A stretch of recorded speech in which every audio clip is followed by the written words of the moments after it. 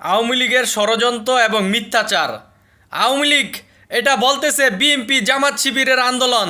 তো বিএনপি জামাত শিবিরের আন্দোলন হলে কেন ছাত্ররা মারা যাবে, কেন ছাত্ররা শহীদ হবে, কেন আওয়ামী লীগের পুলিশ রাষ্ট্রযন্ত্র দ্বারা ছাত্ররা মারা যাবে, তার জবাব দিতেই হবে।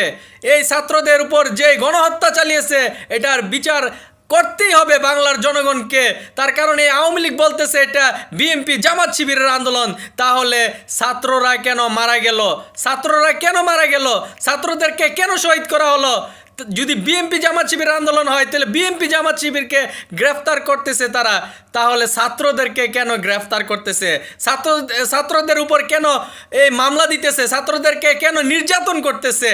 বিএনপি জামাত শিবিরের আন্দোলন হলে তাহলে ছাত্রদেরকে কেন গ্রেফতার করতেছে? ছাত্রদের উপর কেন এই নির্মমভাবে এই অত্যাচার চালিয়েছে, জুলুম করেছে?